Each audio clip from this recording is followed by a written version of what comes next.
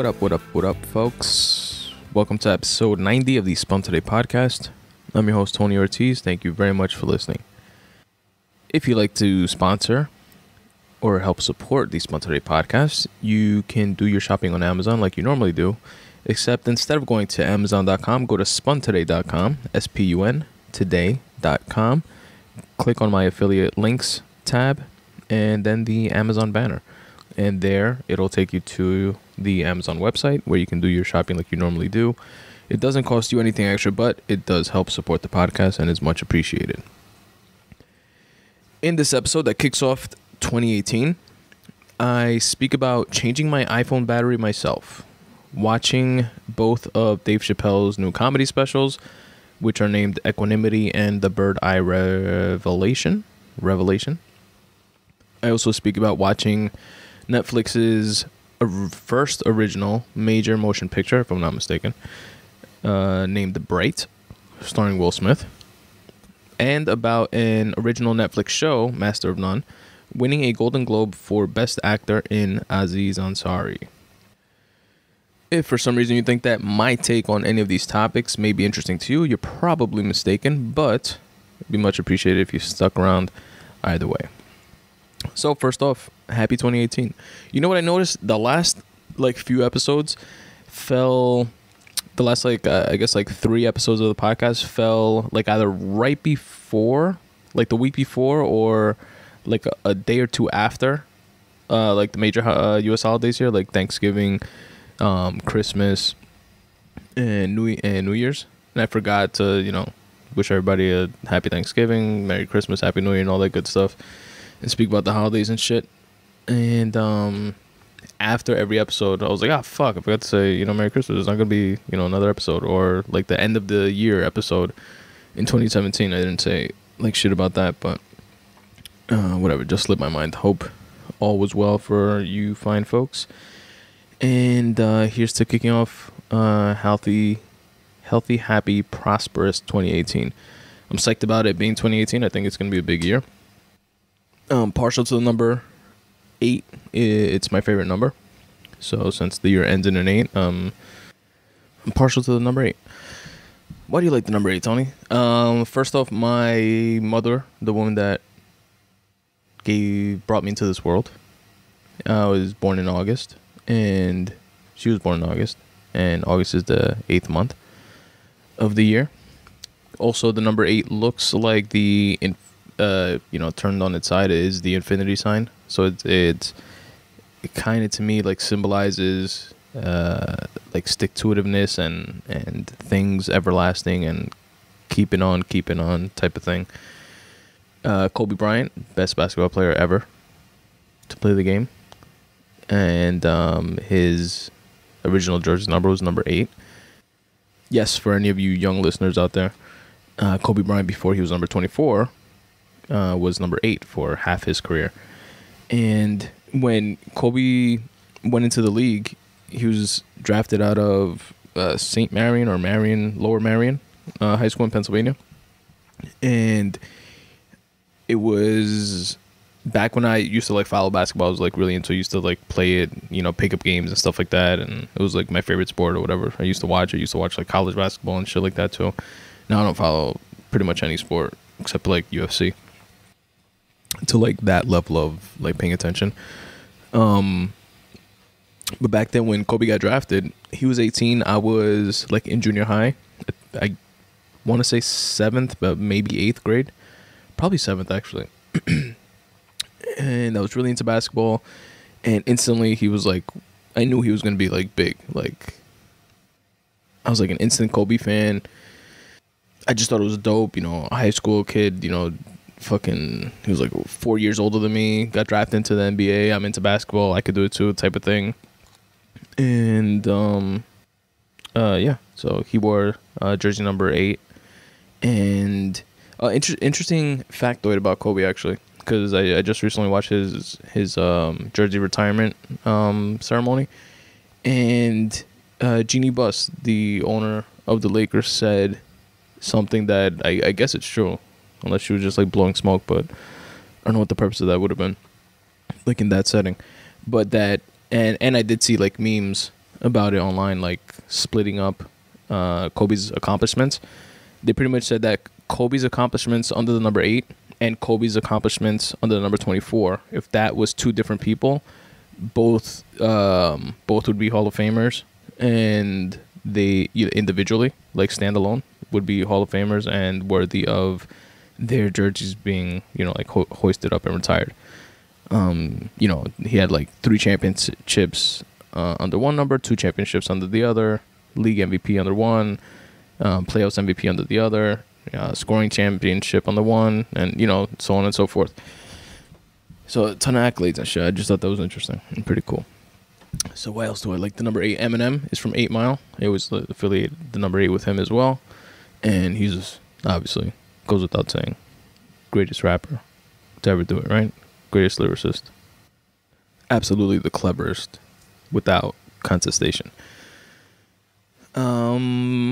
Yeah, so I don't know. I'm excited about this year, and we'll see how it goes.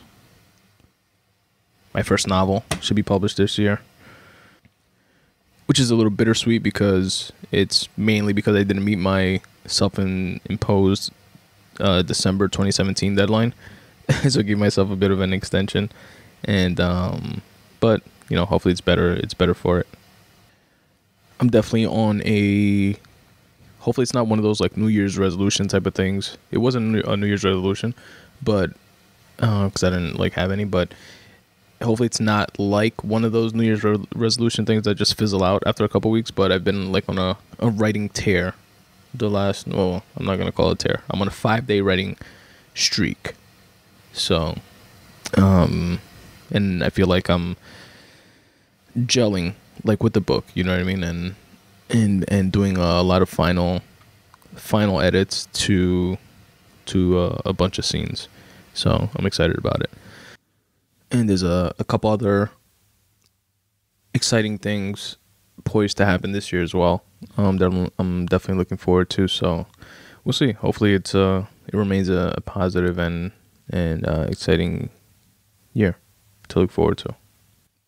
That said, so fixing my iPhone or changing the battery myself. I don't know if you guys are familiar with iPhone Gate or Battery Gate, Applegate, Christina Applegate. I don't know what they're calling it, but pretty much if you own an iPhone, which I have like for years, like I think I got the first iPhone, and since then I've always only had an iPhone. I definitely didn't have like every one, like I don't get every one that comes out. I usually wait like a model or two, and then or 2 or 3 models rather, and then like jump on one. But you realize that when a new model comes out, or definitely like the third model after it, or the second model after, the one that you have slows down. Like it's not as responsive.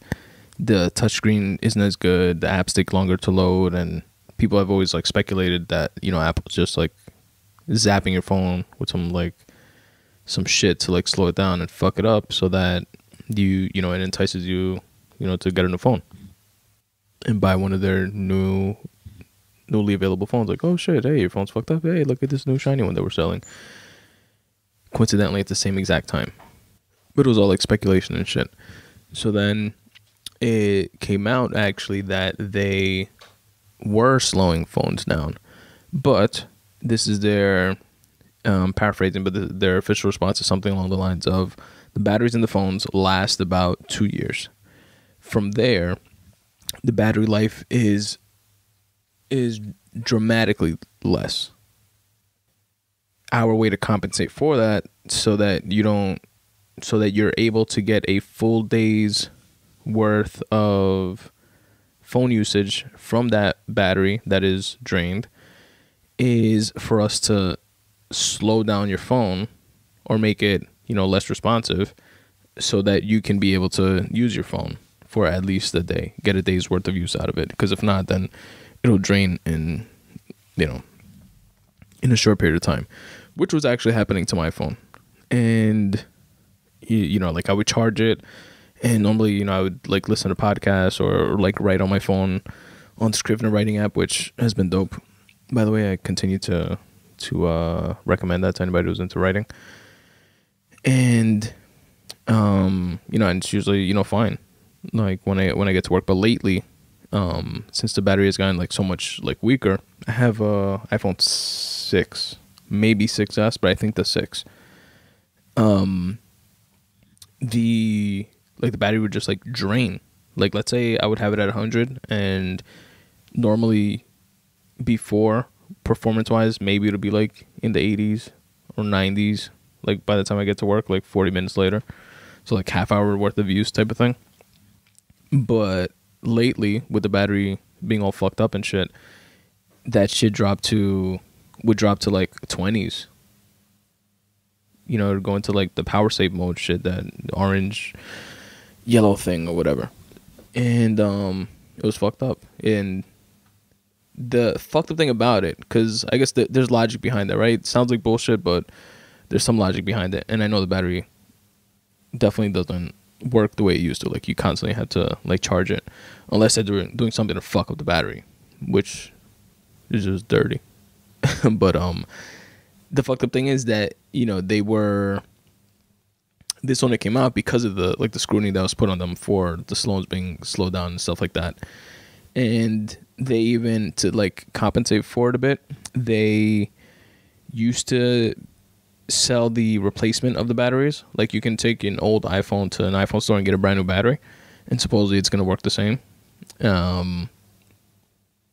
For the price before, it was like $75 or $85 or something like that. And they dropped the price to like $25 or $35 in order to like change the battery. Now this whole thing unfolded after I actually changed the battery myself, because the new phones came out, and I have the 6, and the 8 and the 10 came out. But I was contemplating getting the 7, because like when for example, they come out with a new phone, the previous phone gets substantially like discounted, and I had the one before that even, so it would be an upgrade for me, but I would get it like at a a decent price. So I was gonna do that, and my phone was just like acting up like so much. The battery was drained, like it was shit. So before doing that though, I was like, fuck it. Let me see if I can just change it myself, because what do? They open up the phone, plug a battery in. How hard could it be? So I like Googled it. Surely enough, there was like a shitload of videos about it, how to do it yourself guides and shit like that. And there's even like whole kits that you can buy, which I bought on Amazon for like $25, which includes the battery, includes all the tools for the weird like little screws, like custom screws and shit like that, little custom screwdrivers they sell you, and the little thing to like lift the screen, and a little suction cup thing, like the whole nine, every single thing they need in order to change your battery. And they had it on Amazon for $25. There's a video of someone that I found, and I'll actually link to all this shit in the episode notes in case you guys are interested, to try it out yourselves, because they have it for like every type of phone, or at least every different like type of iPhone. I'm sure you can find like for other phones as well. And this video is like the person using like the exact same kit, so it's not like you buy a kit, you might not have all the same pieces as in the video and stuff like that and whatever. So it was like an exact step by step, and $25. And this was when the alternative was only changing the battery directly with Apple, which was like $75 or $85 to do. So I was like, I'm not gonna spend $75, and then I changed the battery, and then I find out that the phone is still slow as shit, just because it's like the operating system or whatever. Because even though you update the new operating like system and stuff like that, it still doesn't work the same on the old phones, which that part I think is still purposeful. But whatever. I figured I don't want to waste the $75 to change the battery and then find that out. And then wind up having to get a new phone anyway. Let me just risk it and change it myself. It looks easy enough. $25. And if it doesn't work, I'll just order the phone that I was about to order anyway. And I ordered it, watched the video a bunch of times, and the kit comes with like little instructions too. I read that just to like bridge the gap between the two, between like the video and instructions in the booklet, just to see if they matched, or like bridge the gap, like where it didn't match, and go with whichever version sounded like it would work better. And I changed it. And then I put the phone back together, and I couldn't see the screen. It was like bricked. It was like fucked, the phone. And then I opened it up again. Like the screen has like, it has like those like motherboard like chips that click into like the motherboard, like that green motherboard thing. I don't know how to describe it. But there's like little black microchip looking things, and you have to click them like in the right spots, and they'll click in, but it's not necessarily like in the right location. You know what I mean? And I had to like put them on, take them off, put them on, take them off, and then close the phone up again. And then it was working, but it had like, I finally got it to work, but it had like some like lines on the screen, like going like vertically, like through the screen, which looked like shit, but at least the phone worked. So I kind of like left it like that because I don't want to like fuck up the phone to the point that it wasn't gonna work. And I was like, whatever. I've been at it for a while. I was like extra like careful with this, so it took me like almost an hour, but you can do it in like 20 minutes, half hour. And all the buttons worked and everything like that, but then I noticed the next day the lines on the screen were like fucking up like the texting, so I couldn't use like all the letters like in like by the line, so I couldn't use the letters like C and V and R and F, and like I would click on them, but it would like register as an H or something, you know what I mean? So it was like fucked up. So then that night when I got home, I disconnected everything again, tried it again, and fucked with it a bunch, and then it actually worked, and it's working perfectly. The battery life is back to how it used to be before, and the phone is still, it's much better.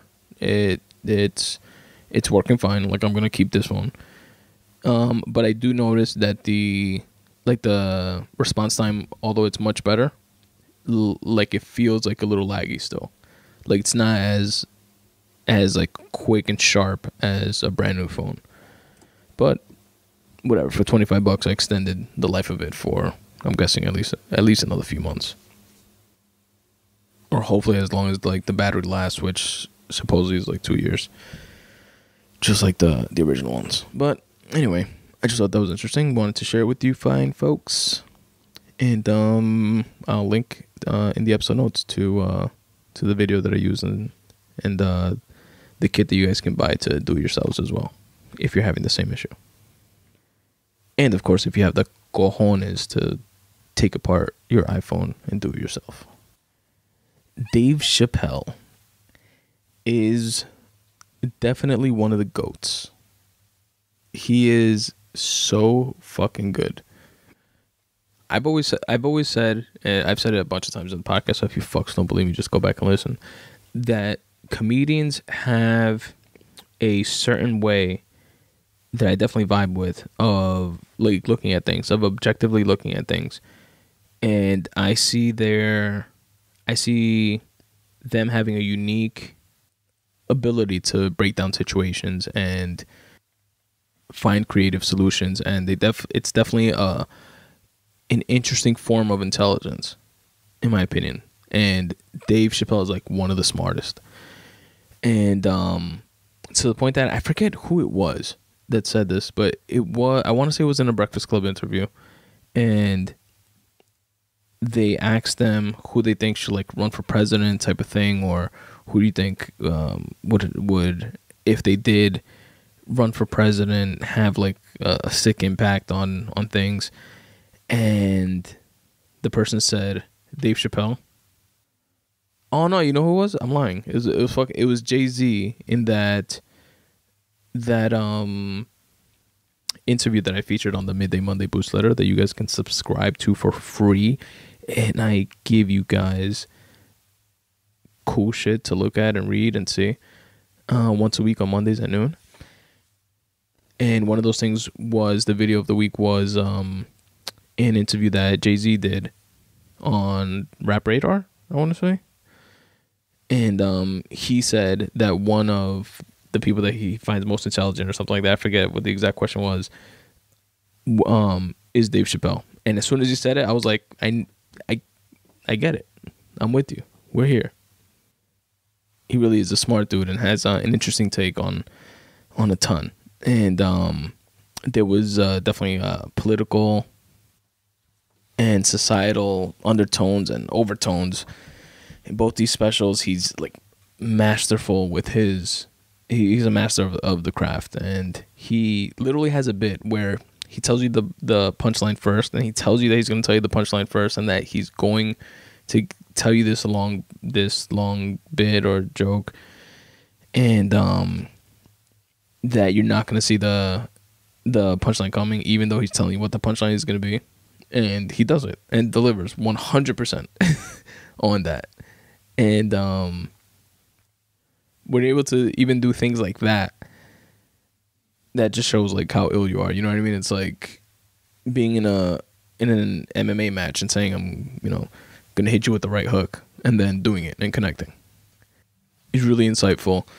Definitely a reason why Netflix paid him $60 million for 3 specials. And I'm very much so looking forward to rewatching both of them. And you fine folks should too. Coal? I never seen a lump of coal in my life. Speaking of Netflix spending the dollars, they released their first major motion picture. I don't know why I'm calling it that. I think that's true. I think that's a true statement. It's definitely not their first like original movie, but I think this is like at least their like biggest budget one, and starring a A-list Hollywood actor and Will Smith. The name of the movie is Bright, and the total, I thought when I originally spoke about this in the podcast way long ago, like just like I want to say it was maybe even last year or something like that, but like when the deal was announced, I thought that Will Smith was getting $90 million, and but that was not the case. It was the entire budget of the movie was $90 million, which is still like huge and crazy, especially for an entity like Netflix. It's not Hollywood, it's an outsider, quote unquote, to Hollywood, and they are like disrupting that space, which is dope, because I'm not into the whole there being just like one gatekeeper for like anything type of thing. It's good to have options, and Netflix put up a formidable movie, something that rivals the content that comes out of Hollywood, and it definitely did. It had like I said, a couple of great actors, a lot of great actors, but 2 very well-known ones, and one definitely A-list celebrity in Will Smith. I'm biased with Will Smith. I've always liked Will Smith, even though he plays like the same role. He's kind of like Denzel Washington in that way. I think Denzel plays, well, with the exception of Roman Israel, probably, even though he was kind of like that same role too, just like a nerdier version. But Will Smith plays a similar type of role. Like in all his movies, he's saving the world. In Independence Day, he's saving the world from aliens. In Hitchcock, he's saving the world from, he's a fucking superhero. In Men in Black, saving the world from aliens. In Wild Wild West, saving fucking America. In Hitchcock, he's saving the world from fucking aliens again. Not Hitchcock. In Bright, in this movie in Bright, he's like a local cop, and he plays like that badass, like saving the day type of role. Because then movies like Bad Boy and stuff like that, he's just like a badass cop and like saving the day type of thing. The hero role, which is definitely nothing wrong with it, especially when you do it like at that level and that well. And I've always loved like the Fresh Prince and shit like that. It was, like one of my favorite sitcoms growing up. And so yeah, I'm definitely partial to Will Smith. So I probably would have said that I liked the movie anyway, or not said that I liked it. I probably would have found something to like within it anyway. But I just thought it was a good movie. I think it was polarizing. There were people that were like, "What the fuck was this piece of shit?" And then people that were like, "Yo, that shit was really good." And I'm in the latter category. I liked the like racial undertone, like storylines, like with the orcs or like the new minorities, and for those of you that haven't watched the movie, spoiler alert, it's a setting in a contemporary LA, California. Will Smith is a cop. He has a partner who's an orc. An orc is some alien species that somewhere along the line, you get the sense and the vibe soon into like watching the movie that aliens and different species started like merging and like living with humans on Earth, and people just lived amongst aliens and shit. And as we do, we like the way we do with like new immigrants or something like that, when there's a wave of the first Irish that came to Ellis Island, to New York, like they were treated like shit, and then they moved up a little bit. Then the Italians, then they were treated like shit. Then they moved up a little bit. Then Puerto Ricans and Hispanics and so forth and so on and so forth, and blacks, and there's always, we find people to discriminate, people that are different. And in this world, like the orcs were like the bottom of the barrel, but then there were other species like fairies, I think they were called, or no, elves. There were fairies too, actually, but there were elves. The elves were like the chic, rich, fucking high class species. Then humans were like somewhere in between, but it was like still Earth and like our planet type of thing. So humans were like not running shit, but still had a like dominant position, I guess you can call it. And besides that, everything was kind of like normal. There were cops, there were fighting crime and shit like that, and just dealing with different species and different people's shit, different types of species shit. And of course, it's a Will Smith movie, so there were like aliens. Well, yeah, there were aliens. Everybody was a fucking alien, but he had to save the day against this evil force from existential fucking force that was going to kill life on the planet or something like that. And I thought the story was good. It was interesting. It kept you engaged. The movie was a touch long, I think. I honestly don't know what the runtime was, but it just felt like maybe like 10 or 15 minutes too long. But besides that, that's like I was like engaged throughout it. I found it interesting visually. I thought it was dope. Like, I honestly have like no knocks against it. Like, it was like fine. It was a good movie. Like, I would have, if I would have paid to go to the movie theater to watch it, it would have been an enjoyable experience, which is what you want. It's definitely not like movie of the year or anything like that. But it was dope. And the fact that it's coming from Netflix and it's rivaling like the status quo, it's just dope in and of itself. That it's able to like fuck with and compete at that level, which is cool. And did you guys hear about like Apple like putting in like an offer or like wanting to or showing interest in buying Netflix, which would be sick. Like that. See, that's when it's like too big. Like a company gets too huge. Like I wouldn't like that. I like that they're like separate. And then you have like other competition. Like for example, Disney owns Hulu or bought Hulu and now owns it.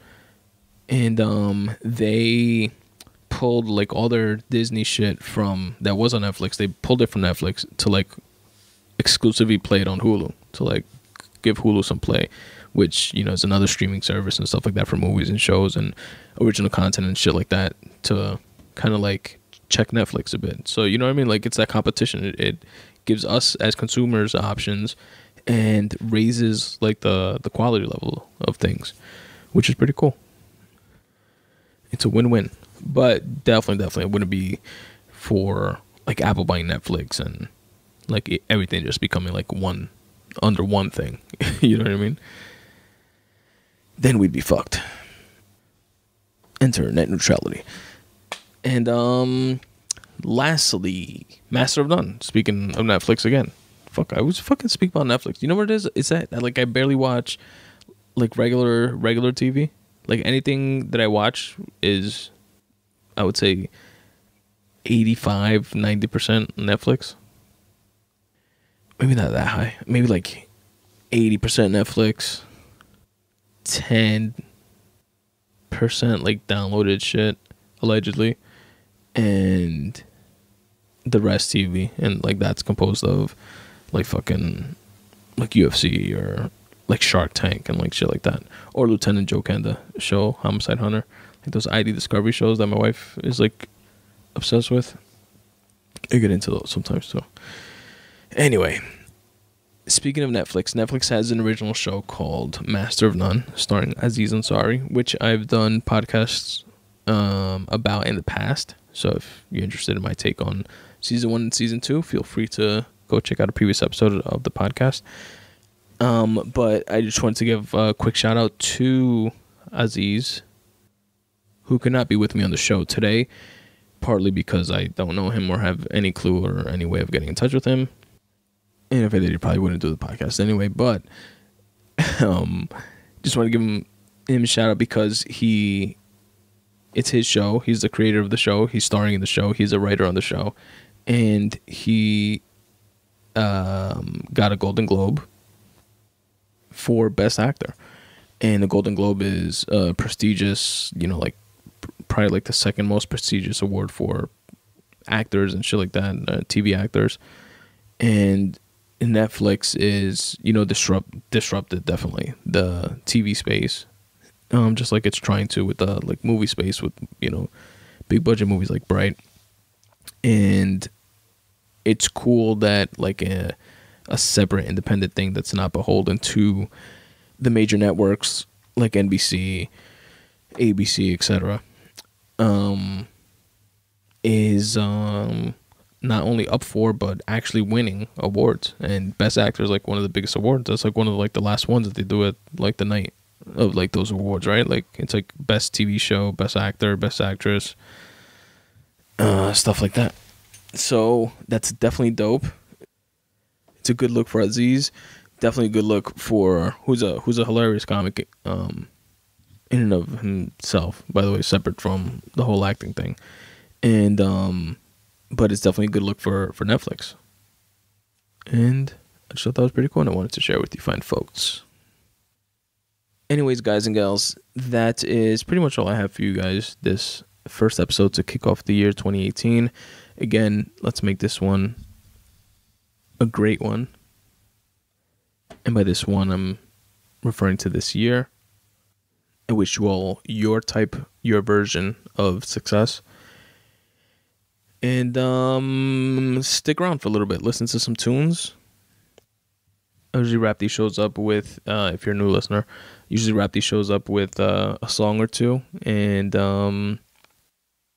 do so right before the ending credits, which you can listen to if you want to listen to ways on how to support the podcast or how to get involved with the podcast in some way. Like I plug my book that I do have out now, which is not a novel. It's a nonfiction book, etc., etc. Just stay tuned. I'll give you guys all the details for all that good stuff. All right. Until next time, catch you guys. Peace. Yo, this Mace, you know what I'm saying? You got niggas that don't like me for whatever reason. You got niggas that don't want to see me rich. You got niggas that's mad cause I'm always with they bitch. Then you got niggas that just don't like me. You know, those PhD niggas. But you know, I pop a lot of shit, but I back it up though. See, there's a difference. A lot of niggas pop shit, and a lot of niggas don't make hits. But it's like this whole bad boy shit, we come to bring it to y'all niggas. Me, B.I., Puff, Locks, whoever, Black Rob. If you wanna dance, we dance. Now trick what, lace who? They ain't what mates do. Got a lot of girls that'll love to replace you. Tell it to your face, boo, not behind your back. Niggas talk shit, we never mind that. Funny, never find that. Puff a dime sack, right hot shit. Make a nigga say rewind that. Niggas know you go against the Harlem Gigolo. Get your hoe, lick a low, make the bitch trick it though. I represent honeys with money, fly guys and gents. Ride with the tents, that be 35%. Foes hope I lace, so I look both ways. Cop says okay, my tent smoke grades, no way. Nigga leave without handing me my shit. Got plans to get my land and my six. Niggas out of town don't understand this shit. Pop champagne like I won a championship. Come on. Playing around the world and now, yeah. And we've been player hated. I don't know when, I don't know why. Why they want us faded. Would you like to receive a short email from me once a week? You know that feeling you have on a Monday at work when you have absolutely nothing to look forward to except for lunch? Have no fear, the Midday Monday Boost letter is here. In this short weekly newsletter, you will receive 5 things. 1 is a photograph of the week from a photographer, a podcast of the week. I listen to tons of podcasts, dozens and dozens of podcasts, hundreds of episodes, and I cherry pick the best ones, and I share them with you here. You'll also receive a video of the week, which could be anything from a rap battle to a TED Talk. You receive a quote of the week, something to let marinate in your mind, and a word of the week so that you and I can both step up our vocab. So if any of that sounds of interest to you, check it out. Check out the subscribe page at spuntoday.com/subscribe. Drop in your email address and you'll receive the very next one. For any writers or creatives out there, I have a questionnaire. It's a 5-question questionnaire that anyone is free to fill out. It's located at spuntoday.com/questionnaire. And what it is 5 open-ended questions related to your craft. It's things like what inspires you to write or create whenever you don't feel the inspiration to do so.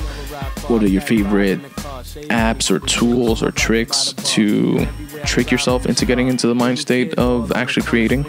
What inspires you, etc., stuff like that. And what I do with your responses is share them on a future episode of the podcast. Now, you can choose to remain anonymous. If you choose to, you have that option right there when you fill out the questionnaire. And if you do not choose to remain anonymous, I give you a shout out on the podcast and promote for free whatever it is that you have going on. So I appreciate you in advance for sharing that with me, as well as the rest of the listeners of the Spun Today podcast, which would stand to gain from you filling out the questionnaire. Now, you can help support the podcast in a myriad of ways. One way, which does not cost you anything and is most popular within the podcasting community, is by shopping on Amazon using my affiliate links banner. So the way that works is you go to spuntoday.com/affiliate links, or just click on the affiliate links tab at the top center of the page. And there you will see a banner for Amazon. You literally just click on that and it takes you to Amazon's website where you do your shopping like you normally do. It does not cost you anything extra, but Amazon will give me a kickback just for driving traffic to their website. So that would be a big help. It literally costs you nothing extra financially, just costs you a couple of extra clicks of your mouse before you do your Amazon shopping. The iTunes banner that's on that same page works the same way. So if you're purchasing music or movies or whatever it is on iTunes, feel free to go through my affiliate link portal there as well. If you want to make a one-time PayPal donation, feel free to do so. There's a PayPal donation button on there as well. Within that same tab, you'll also find a link to the Spun Today Viral Style store. Now, the Viral Style store is a store where you can get Spun Today merch, whether it's a coffee mug or a t-shirt that I personally designed. And spoiler alert, I'm no Ralph Lauren or whoever designs Gucci stuff. But I did create the design of those shirts myself. I have a couple t-shirts on there. One that says, for example, Right Need Every Day, which is a play off of Snoop, Dre, and Nate Dogg's Smoke Weed Every Day. So it's Right Need Every Day with like a puff cloud of smoke behind it. I have a Podcast versus Everybody t-shirt and just stuff like that. So check it out. The link to the Viral Style store is also there. You can also help support the podcast on a reoccurring basis if you become a Patreon supporter. Now, Patreon is pretty cool, and there's a little video explanation of what it is and how it works, but I'll try to do my best to summarize it here. Basically, you sign on to Patreon, which is a free service, free account, and you can support not just myself, but any other podcasters or creatives that also have Patreon pages. And you can choose to, for example, donate $1 to them on a per episode basis. So the Spun Today podcast has 2 episodes a month. So if you donate $1 to it, it'll be $2 a month, basically. And you set it up, and it just happens automatically on a reoccurring basis. There are 0 fees. You can cancel at any time. No hassle, no bullshit. And it's a cool way to help support, and is much appreciated. And also, it's not just like for example, a PayPal donation, which is just that, but through Patreon, it allows the creator, in this case being myself, to set up a reward system, if you will. So if you donate $1 per episode, you are considered a tier 1 supporter. If you donate $3 per episode, you are a second tier supporter, etc., etc. And it goes up to 4 tiers, and each tier gets different things. Like tier 1 gets a free Spun Today bookmark and a shout out on the podcast. Tier 3 gets those 2 things from tier 1, as well as a free writing piece that's not posted on our website or available to anyone else, etc., etc. So check that out if you will, and visit my Patreon page at Patreon, patreon.com/Spun Today. Another great, amazing way to help support the podcast is to rate and review it. This costs you absolutely nothing. Whether you listen on iTunes, on Stitcher, on TuneIn, on iHeartRadio, on Pocket Casts, on Overcast, on Player FM, on Google Play, on YouTube, on Tumblr, or if you listen on Podbay or any other of your favorite podcast apps. Please rate and review the episode. It really is the #1 way to help the show gain traction, gain exposure. You could also share it with friends and family and tell them, check out what this idiot is saying. Some of it is actually pretty good. Or it all fucking sucks and you should listen and laugh. But as long as you're listening, it would be much appreciated. So rate and review the podcast wherever it is that you listen. Follow me on Twitter or on Instagram at Spun Today. Like the Facebook fan page at facebook.com/Spun Today. Subscribe to my YouTube page as well. All podcast episodes are available on YouTube, as well as clipped versions. For example, with the Random Rant episodes, I speak about a bunch of different topics instead of having the full episode alone, which is also available on YouTube. But you also have snippets of the different topics broken up into more digestible chunks. So check that out. You can also support by checking out my book, Make Way For You, Tips for Getting Out of Your Own Way.